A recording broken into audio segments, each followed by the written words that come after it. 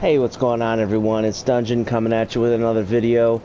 We're going to go ahead and continue our walkthrough. We had a little side video that was part 5.5. We're talking about, what happens when you have trouble with the Pursuer or, with the Dragon Rider. And, to sum it up, basically, get good, level up your guy and your equipment. There's a couple other things, so check out that video. But the other thing to say is that you don't have to actually defeat those two bosses. In this video, we are going to assume that you are going to defeat the Dragon Rider.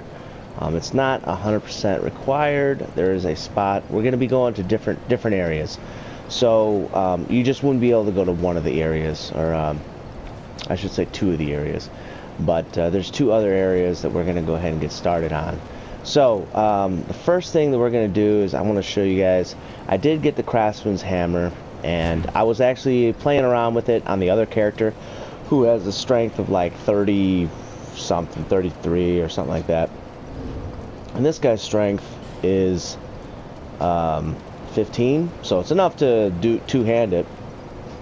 But something to note is that the additional strike damage at like 33 or something like that was 85 or something like that. So I mean, it's not like a world of difference having the higher strength, because this weapon isn't upgraded at all yet, so it's just a base weapon with the base attack value of like 166 or whatever, and plus 50 or whatever. So it's pretty good. It's all strike damage. Now the only downside is that this weapon has a super good R1, especially for strike weapons. It has a like horizontal swipe, and then the follow-up is another horizontal swipe. So this is like a really good strike weapon. I mean, honestly, for my strength build, I am going to go all in with that weapon. I've never really used it. I've always heard good things, and the R1 is like where it's at, man. Okay, in the end, it won't do. I looked it up. I'm gonna go ahead and in the description, I think I'm gonna put a Soul Planner in there, so you guys can go ahead and start looking at your characters and what they're gonna look like at the end. But I looked at the Soul Planner, and this weapon technically doesn't have as much damage as the mace, like upgraded all the way. But still pretty good. Okay, so what we're gonna do is move on. We're gonna pick up from the Tower of Flame. All right, and we're gonna use this weapon even if we have to two-hand it. Like, that's totally all right. There's nothing wrong with the two-handed moveset's pretty good. It does a lot of damage and stuff like that, and it's a good weapon. Anyhow, so I'm going to showcase it, even if two-handed only. So the lady that was over here, the traitor, alright, she went back to Majula. So if you talk to her enough and expend out her dialogue, then you go back to Majula, and she'll be in Majula, kind of where the Crimson Parma was. So, I mean, we'll be talking to her before the end of this video, if all goes well. Alright, so I'm going to get things moving, and we're going to continue on this way.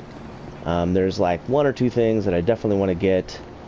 Actually, there's two specific things that I want to get from down here. And not to mention souls and all those good things, but two specific things. So there's an old knight coming up, and I'm going to show you what happens when you have a strike weapon that has decent damage against one of these dudes. Alright. Oh, goodness. Look at that. Two hits. I should have just opened with that, honestly.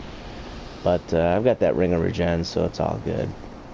Okay, so something cool over here is obviously those things, but then you have night gear.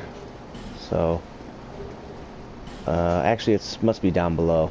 But those old night weapons, they do a good amount of damage. They really have any scaling, and their durability is real low. My first playthrough, I was upgrading one of those. I think it was that one, the halberd, and it was a complete waste. So don't upgrade those things. You'll feel like it's a waste later on in the game. So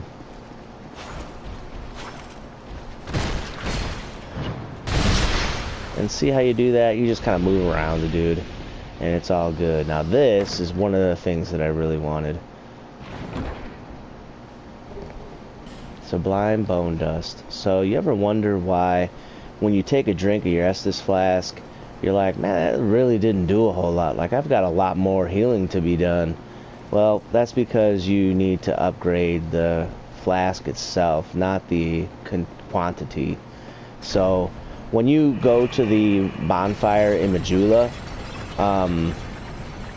you'll burn this in the bonfire, the Sublime Bone Dust, and it will say Estus Flask +1. And then basically it'll, like, whenever you use it, it will potentially fill up more of your health meter. So it'll heal more HP. Alright, so there's dudes laying around in the water over here. Look at this dude. Alright, now here's a really cool enemy right here. You've got a Basilisk. Alright, so I'm going to go ahead and, oh goodness, I'm going to knock him out with this. The cool thing about Basilisks is that they have a tendency to drop some, and I'm pretty sure I said it in the first video, but they have a tendency to drop upgradable materials for, like, weapons that have elements and things like that. So very good items. You definitely want to be killing them. Now, if you have followed the guide so far, you should have 2 fragrant branches. So we're going to use one right here because I would like to get what's upstairs. Alright. They're going to be just a hollow, and we're going to have this guy. Alright, so up above there is a mammoth creature, and they're pretty slow, but they've got really wide swings with that halberd. So, you know, if he decides to use it, yeah, he didn't. So, if he does, though, on you,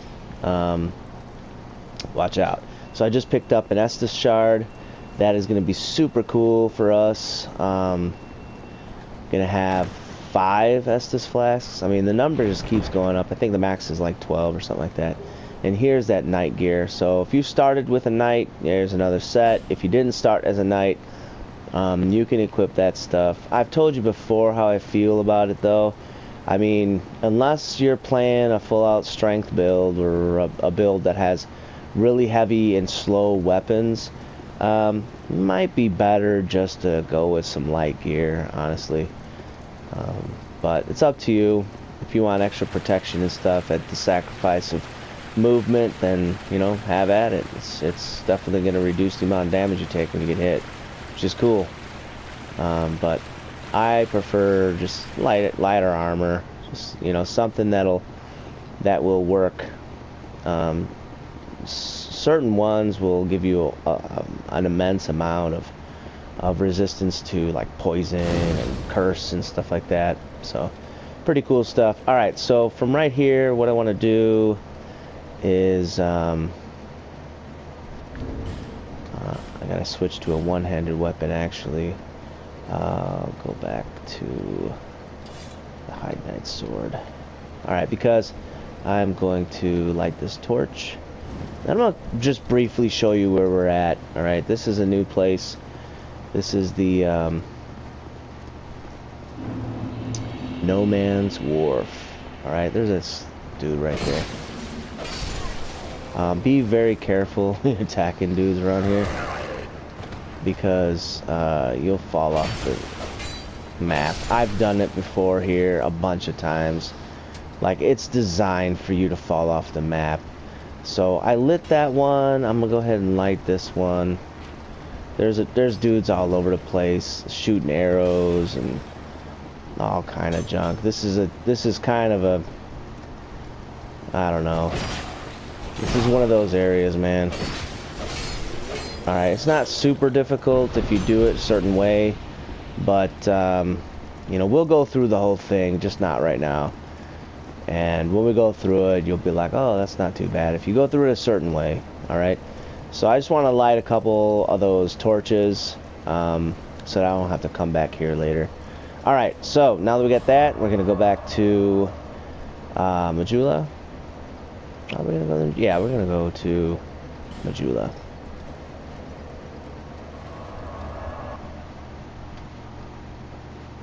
Alright, so like I said, there's 3 other places that I want to go in this video. And I guess we can go over here first. What are we gonna need? We're gonna need one more of those branch. We're gonna need 2. Yeah, one more branch. But for right now, we've got enough. Because there's some really, really good gear down this way. A decent farming spot. There's actually a really good farming spot in this other spot. If you're looking for like large shards, I put a video just a couple days ago about large shard farming, and we're gonna unlock that area actually in this video. So first, I want to talk to this guy. He's got a really cool quest line, and if you talk to him often, he will allow you to summon him, and he's a pretty decent summon. He's got the blue moon sword, which should not be confused with the moonlight great sword. It is not the same thing. It doesn't do the same thing. There is a moonlight great sword in this game, and that is not it. What he has is what most people consider a fake. All right, so there we go. All right. Now I could potentially equip the Craftsman's hammer. However, I'm gonna need the horizontal swipes from this sword actually, and with two-handing the Craftsman's hammer, that's not gonna work because these dudes. There's like, this is a messed up place right here. Like, if you don't know what you're doing, you will probably die right here. This is designed, this whole room right here is designed to kill you, honestly. This is literally a death trap, alright? So grab whatever you can grab out of this place. I mean, you can actually go here. It's like, most of the time I come here first thing out of the gate. As soon as I get to, like, within the first episode, I could have come here, and usually I do. And anyhow, so the trap is this, and don't do this trap. The trap is, you use the fragrant branch to, unlock this person. She, regains her humanity or whatever, and then you talk to her and blah, blah, blah, and then you pull on this lever, and then what happened is these doors up here open, and this door right here opens, and there's a monster right here, and there's monsters behind all 4 of those doors. And then guess what shuts? This door right here. So then you're completely trapped in this room with nowhere to go, and then you have this NPC that you don't want to kill. It's just a bad situation. So in order to avoid that situation, what you want to do is blow those buckets up right there, those baskets, or not baskets, those casks. They're casks of gunpowder or whatever. So toss a firebomb over there, and these dudes,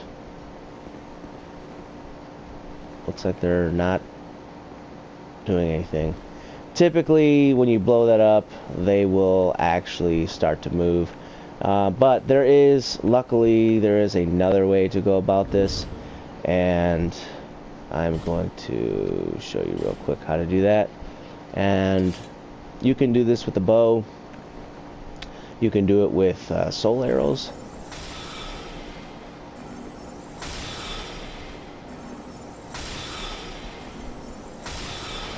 And there you go. Now these dudes are going to start to come out. So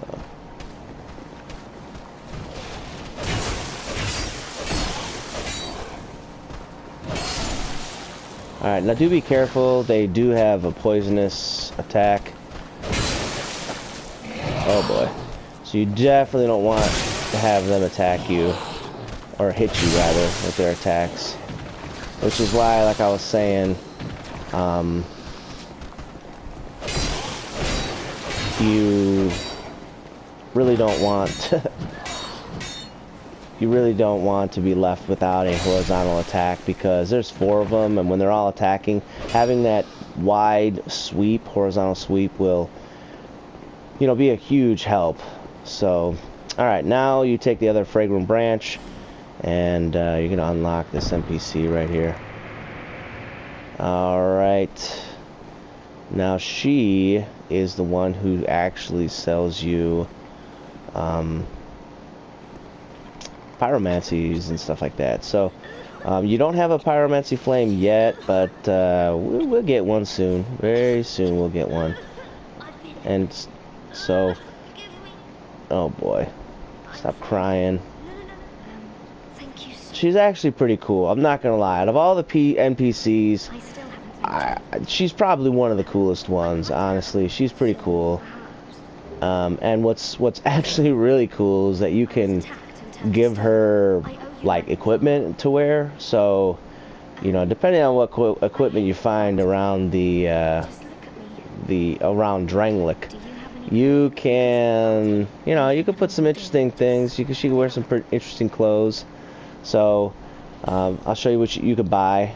You can buy some rings against certain elements, some consumables that also do the same, some fire seeds, which, I mean, if you're going for a pyromancy build, I guess buy them, maybe, I guess.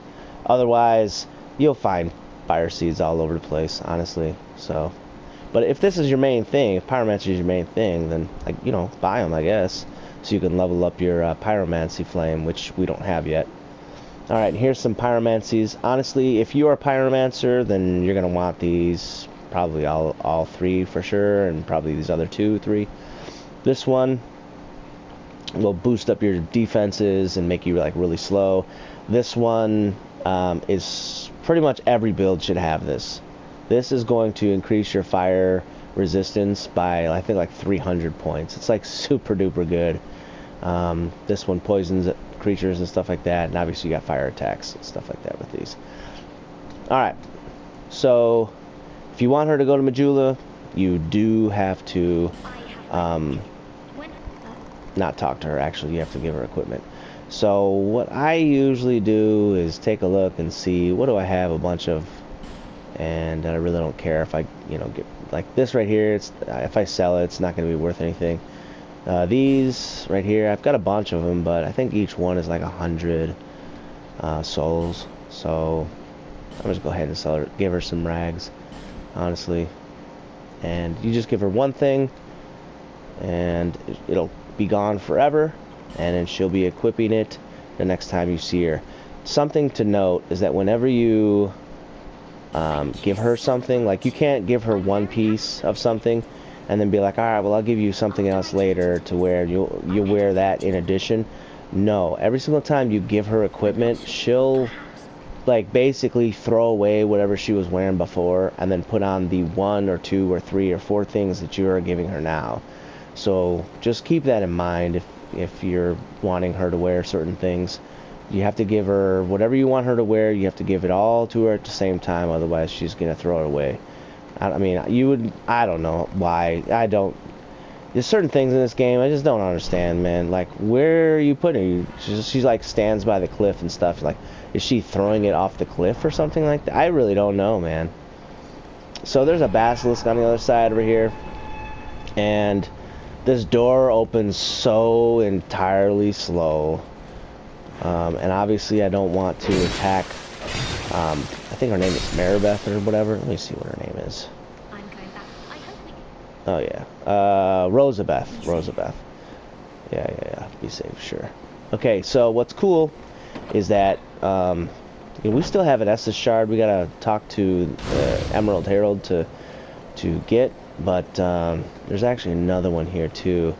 And there's a couple cool things to note about this little room, because number one, you can kill the Basilisk to try to get some cool drops for imbuing, or upgrading, not upgrading, but for imbuing your weapon or catalyst with an element. which is really cool because you're probably going to need these things. But like I said before, just hold off. There's something we're going to do that's going to increase your item discovery. So I would wait. You can do it, you know, because like I said before, you can always join the company of champions. So it's not like if you kill them 10 times, they'll never spawn again. I mean, technically they won't, but if you're in the company of the covenant of the company of champions, which is in Majula, then you can kill them. They'll spawn infinite amount of times. They'll be a little bit harder. I think they drop a few more souls and stuff like that, but you know, you could totally do it. Alright, so here's this dwarf.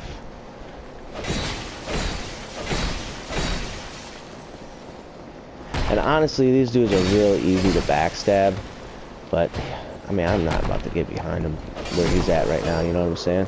Now the cool thing right here is that this dude, he will drop large shards every once in a while. He'll also drop Germ gear, which is cool because this is probably one of the first areas you'll see a dwarf like that. So he could have some pretty decent drops at this stage of the game. Alright, so something else to note about this area is when you open up these doors, if I go to the bonfire and rest right now, that's probably not going to be a good idea because all these doors are open. So as soon as I spawn and come out of that door, like all those dudes are going to run and attack me, like all at the same time. There's 3 of those the people call them ball sack guys.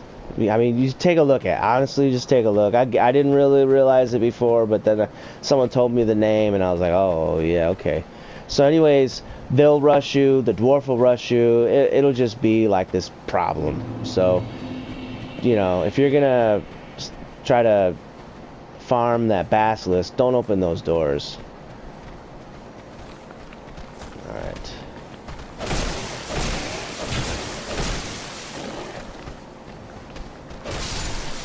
You know what, I'm gonna see what happens when I equip this thing. See how bad it is for me to, like, kill a multitude of these enemies. Yeah, see, I can kill one hit. Backstab. You know what I mean? Alright, let's see how this one goes. And I've got soul arrows though, you know what I mean? And they just try to throw like rocks or something. I don't know what they're trying to do, man. These dudes. Oh, see? Look, now I'm gonna get poisoned probably. Yeah, it's not worth it. Oh my god. The dude runs around the corner and then whips a rock at my head. Like, dude, how old are you, man? Like, I feel like these guys are acting like Bart Simpson or whatever. Like, eat my shorts, man. You know? Oh my goodness, dude. These guys they're trolls, man. They're just straight up trolls, alright? I've figured it out. They're not ballsack guys. They're just trolls. Like, and I don't mean troll in a sense of like, you know, what's that? The Willow, where these like little creatures are crawling underneath bridges and stuff like that. I'm talking about troll like the, you know, internet geek online that's, you know, trying to mess with you as a purpose in life.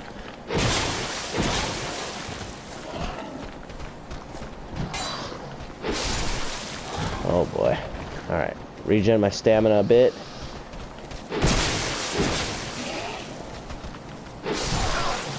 Alright. There you go. Two-handing the Hide Knight Sword. What the heck? This dude is still munching on a proud night. You see that? What a terrible troll. Anyhow, interestingly enough, these guys actually have some decent drops. I mean, nothing too decent. They can drop, I think, like S-stocks or rapiers or something like that, if that's what you're into. But it's not necessarily... And there's something else that they drop too that's actually not too bad. I don't recall. I do remember one playthrough I was farming them for rapiers and stuff, and there was other things that they dropped, and it was pretty cool. But It's not like so cool that you would like technically want to farm them a lot, but yeah, it could be worth it for you. I think there might be like effigies. I don't know. Let me see. Let me kill them a couple more times and see what happens.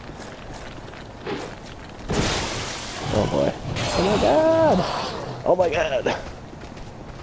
Alright, this is very bad. Holy shoot. Alright. Hopefully these guys will... Yeah, alright, cool. That was close. Very close. Alright, well... You know what? I don't care. I'm coming back here. I'm not going to let them do that to me. I am going to be smarter.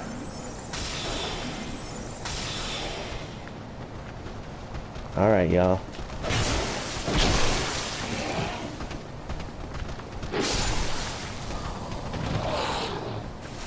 Get my stamina up.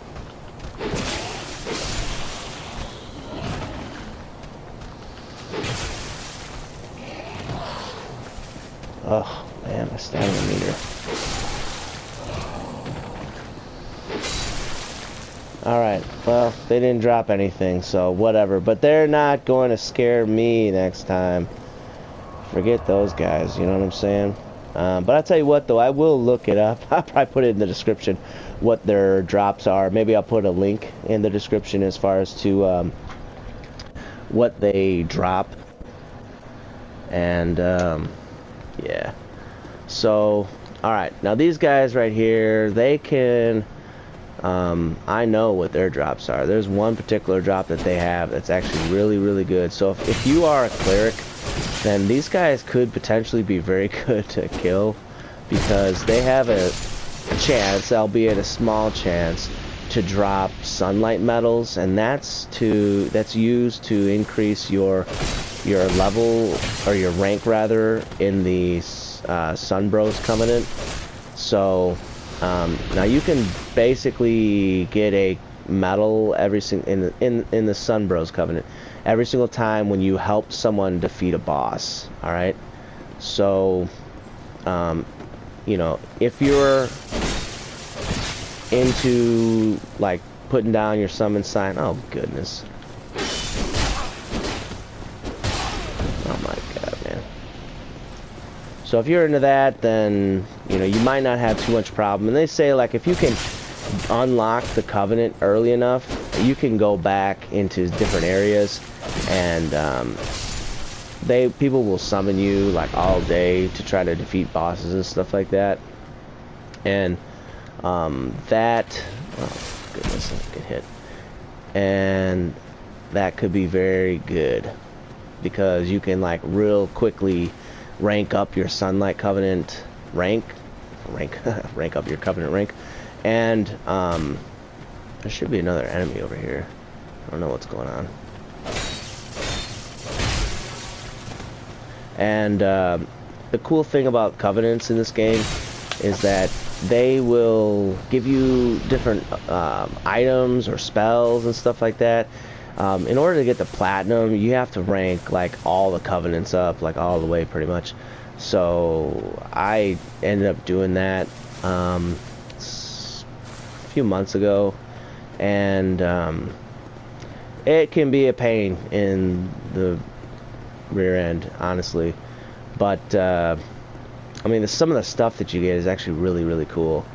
And it seemed like the developers really wanted you to get into some of these Covenants, you know, with like PvP and stuff like that.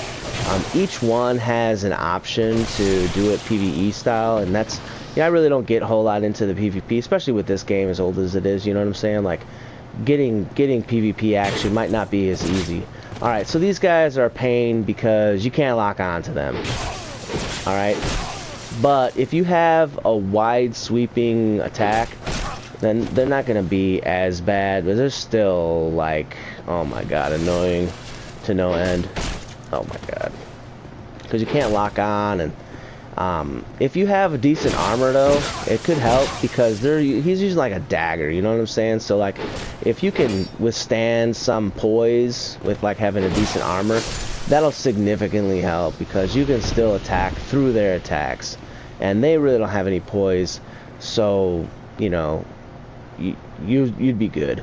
Now for those of you clerics, this right here, the Dragon Slayer Crescent Act or whatever, is a super duper good weapon. It's I don't know, probably better than what I'm using right now. Actually, if you take a look at the stats, I'm rolling with a 90 with a 46 on physical and a 58 with a 20 on lightning. So total, that's what, 136 and 78. Compare that to this one, which I think I need a little bit higher dex, right? A little bit higher strength. I could two-hand it and still use it, so let's go ahead and two-hand. I am two-handed it. So with the two-handed, I'm doing 173 and almost 50. So a little bit less on the lightning damage, but remember, this thing isn't upgraded at all yet. It's a pretty good weapon, honestly, especially for those of you who didn't get the Hide Knight sword. If you're a cleric, this is gonna be it right here. This is gonna be your weapon, honestly, because it'll scale off of your faith. So that's super duper cool. Now, there's an ogre over there. There's the way to the Shadowed Ruins down that way, and we'll check that out, but not yet. Next thing I want to do is something that I wanted to do a long time ago, and I probably should have done this in one of the earlier episodes, but I completely forgot. I didn't need it for the build that I was going for, but some of you may want it for your build, because you may want a little bit extra poise on your weapon. So what you'll do is come over here, and I just remembered because of the that ogre, because there's an ogre back here in the very first area of the game. And if you remember in the first episode, I was talking to you about these tracks right here. So I'm gonna go ahead and equip the Craftsman's hammer, and we're gonna mess up this guy right here real quick. He has an interesting drop, and I'm gonna show you how to defeat these guys. Alright, they're really simple when you know how to do it. You kind of just got to get behind him, and what he's going to do is try to sit on us, and then you just kind of like just move out of the way. You probably don't even have to roll. Alright, he's got like 3 moves. That's his one move. Alright, and then sometimes he'll even drop down on you. He's got a bite move, which he didn't do, and then he's got a sit move. Alright, and this is sit move. As long as you're behind him, he'll do that. And look how much damage I'm doing. It's crazy. And then every single time you drop, he will drop, on the first time you kill him, he will drop the stone ring. And what the stone ring does is it increases your poise by 40 points. And that's weapon poise, not armor poise. So the reason why this is good is because if you're using a really light weapon and you want to be able to kind of like stun lock enemies, then you can. So for instance, the dagger, that weapon I think has like no poise. So if you equip this, then you'll have 40 poise, which means depending on the enemy's armor, you'll have a decent amount of poise. You can actually stun lock enemies with a dagger, which, like, that's really good, because daggers attack very fast, you know. Same thing with like whips and let's go back to Majula. Whips and the Estus. I know I've talked about that a few times. If you are not using the stone ring, then you're not doing it right. You have to use the stone ring with the Estus and the whip, because otherwise you'll do the attack and the enemies will just attack you through your attack, and then you'll just constantly be getting hit. But if you have that stone ring on, then you know, you won't you won't be getting attacked as much because you'll be stun locking the enemies. Because your attacks, the Chaos Dynasty attacks are very fast, and the whip, they have this long reach. So the reason why we're here is because I want to show you one more time. This is the Covenant of Champions. So if you want to farm stuff and you've farmed it all the way up and they're not spawning anymore, you can join this one, and then you can you can go to wherever your farm spot is. You can kill them more and more. Also, if you want to leave that covenant, you just have to talk to the cat and tell the cat that you want to abandon that covenant, and then you're all good to go. Okay, so before we move on any further, obviously, you know, got to talk to the chick over here, the Emerald Herald. We've got, I think, 2 shards, matter of fact. Let's see here. So we're gonna do that, and let's see here. I think we got 2. Yep. All right. So, and then we're gonna level up, and all right. So here's the deal. In this next area, you need to have, in order to talk to this person, like this person won't even talk to you at all, unless you have an 8 intelligence and an 8 faith. So I'm going to boost up my faith as much as I can. Make sure that you save at least 2,000 souls. You need 2,000 souls in order to proceed from where we're going next. Alright, you gotta have 2,000. So I've got a little more than 2,100. I'm gonna go ahead and rest right here, and then we're gonna continue on.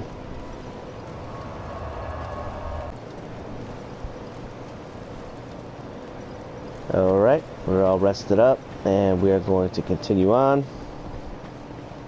Like I said, we need those 2,000 souls in order to proceed. No, the cat is right here, actually. Sorry, everyone. Okay, so we're gonna go talk to the trader, and I'm telling you, she's no good. All right, she's trouble. She is trouble. Look at her face. Okay, look at the way she's looking at you. All right, here, let me come over on this side. Look. I'm telling you, man, she is sneaky. And oh my, it's all unbelievable that she sells miracles, you guys. I'm telling you. So then check this out. So in order to move the path, you have to pay her 2,000 souls. So we're gonna do that, and look, she's like, yo, why don't you pray with me so this thing will move? It's like, that praying doesn't do it. It's that contraption right there that does it. And she's like just straight up like messing with you, dude. She's taking your money.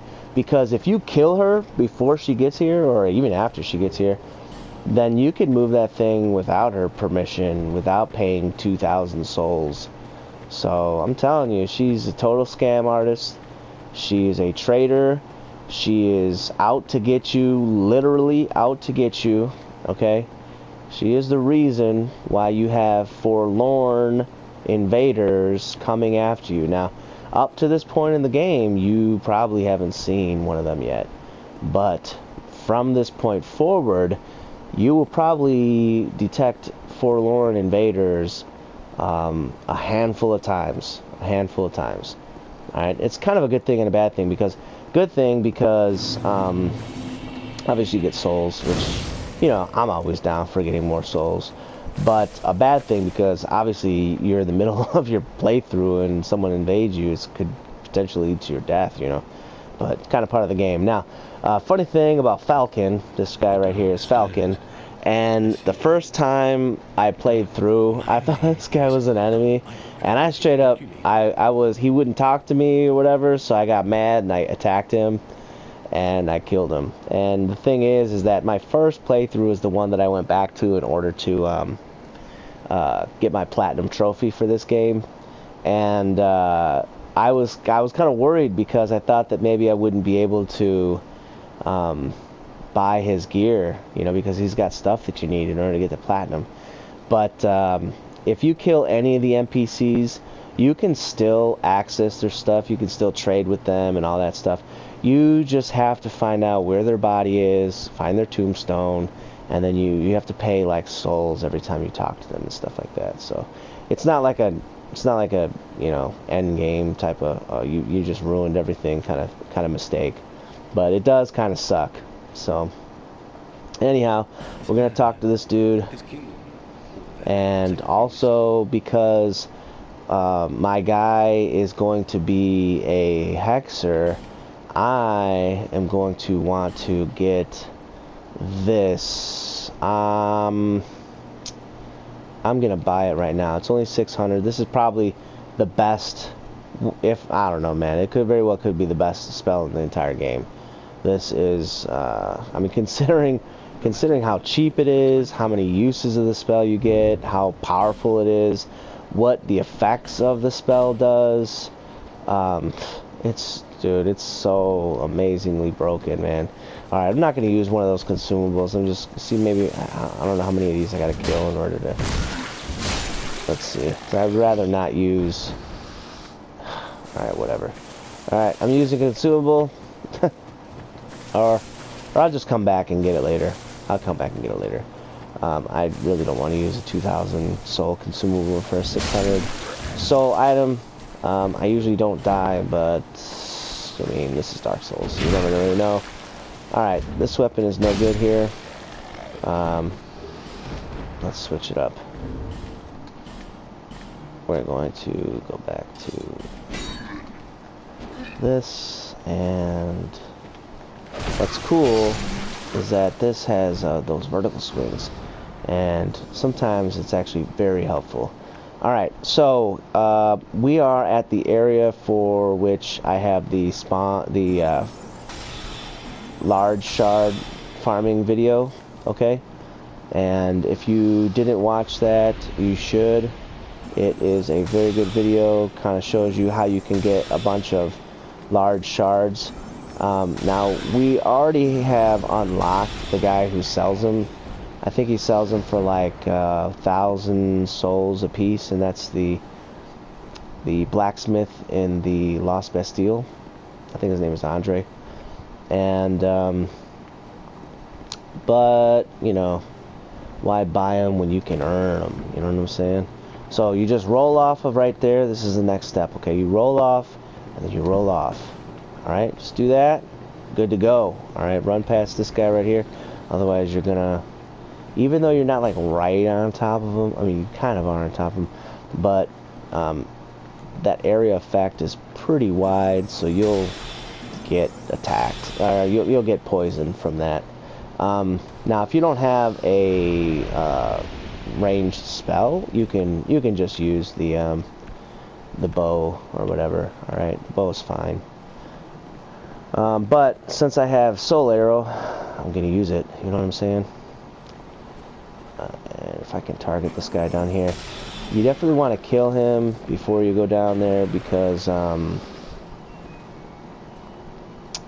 then you'll have an extra dude to fight, and that's, you know, always a bad thing. You always want to just do one-on-ones. All right, so in order to get there, I'm gonna have to jump, because I want that. That's a poison moss, and poison mosses are very good. All right, and I don't have the miracle that I was talking about in the last episode yet. So from here, I can aggro this guy. Oh boy! All right, this is not good. I hope I don't get affected by that yet. I don't know. Oh goodness. Okay. Sweet. Alright, now that I'm behind him, I should be pretty good. You do gotta be careful, because sometimes he does like this flop. But you should be mostly good if you're kind of like to the side or behind him and stuff like that. Alright, there you go. Now, like I said in the farm, this is the monster that you farm, because every single time you kill him, he'll give large Titanite shards. And on top of that, you get access to all this poison moss. So very good early farm. I would highly recommend that you use that, because I mean, especially if you're kind of switching between weapons, you know, You may have a little bit of difficulty. Ricard's Rapier, y'all, for any dex build. Pretty good weapon. So, like I was saying, you might be short-handed on the amount of Titanite, but you can always buy at least up to 10 from the blacksmith in Majula. So, you know, it'll give you an assortment of options for your weapon tastes or whatever. This dude right here typically don't mess with you.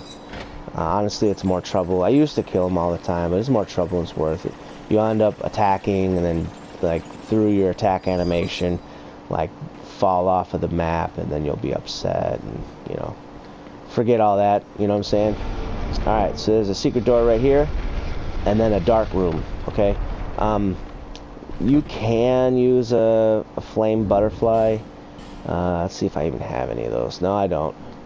So you can, but it's like not really even necessary. I mean, you can kind of see in here, you know what I'm saying? Alright, so here's the problem. That guy is going to come and attack us. This guy is going to come and attack us. There's going to be a bunch of guys to come and attack us. Oh boy, we're in trouble. Everyone's going to attack us at the same time. Oh my goodness.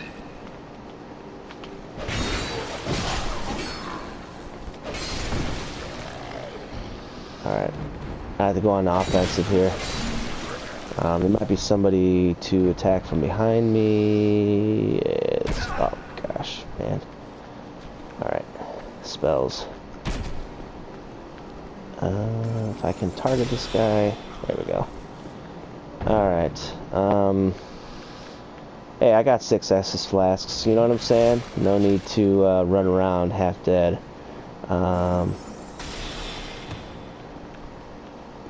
And these dudes, if you don't attack them... What the heck is going on? Why am I not... Oh no. Something's not right. Okay, I was stuck in some weird animation or something. I don't know what's going on over there. This guy is still alive. I don't know if I want to go over there for fear of what may happen. There we go. Alright, yeah, I don't know what that was, man. I was stuck in some kind of weird, you know, animation that I couldn't even get out of. So if you run past this guy, then he'll, like, try to attack you. If you come near this guy, he'll come up and try to attack you, and that's fine. I don't want them to be coming up behind me. So, and they're just hollows. The cool thing about the hollows, though, is that sometimes there's a rare chance that they can drop some pretty interesting stuff. Like the prisoner's hood, or I mean torches. Torches are always good, but there's other things too that they can drop, which is really, really cool. So keep an eye off on their drops and take a look at what the items say. Oh boy, I missed. Oh, hit me up with the daggers. Those are bandit knives, I think, actually.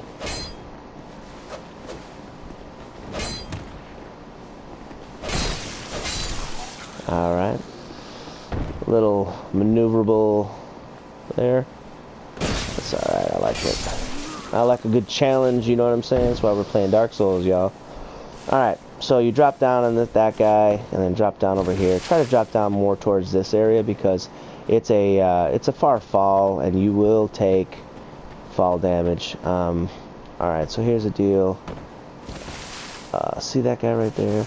We can actually kill him right now. Because we're going to be passing him in a minute, and he'll try to attack you from behind. So, kill him. And there's a guy over here who we can kill. Oh, what did he drop? Oh, life gem. Still, life gems are good, you know. Whenever you need them, you know what I'm saying? Alright, so we already killed the dudes who were hanging off the side over here. They would have came up and attacked us. So, they should be dead. If they're not, then... try to attack them before you get to the door, because as soon as you get to the door, someone's going to try to dodge out of the way already. Yeah, someone's going to try to go through it. Alright, now there's another guy over there, so...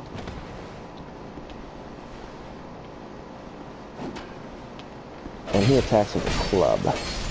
I'm not sure if he can actually drop the club. would be kind of cool, because the club is kind of cool weapon, but you can always buy it from the hag, you know what I mean? Alright, before you go over there, you come over here, keep your shield up. This area, this whole area, man, is nothing but a bunch of stuff. The first time I came through this area, oh my gosh, I didn't realize that there's underneath right where I'm at, I didn't realize that there was a bonfire. I kind of just like passed it, and oh my goodness, this area is so difficult. And especially with these guys, they like to play around, you know what I'm saying? So there is a bonfire right here, and we're gonna hit this bonfire. Alright, so the reason why we have this area unlocked, in case you need large shards. So now you have the area unlocked for large shards. In the video, I talk about how you can actually jump down there to access the that Basilisk very quickly. So now we're gonna go back to Majula. Alright y'all, so we're back here in Majula, and actually what I'm gonna do is end this episode of the easy mode walkthrough. We're gonna continue with the next one right here in Majula. We have a few things we need to do before we move forward. We're gonna be headed to Hyde's Tower and down the hole in Majula, which is actually right over there. So before we do that though, we're gonna end this episode. We'll continue again next time. This is your boy Dungeon, and I'll see you all later. Bye everyone.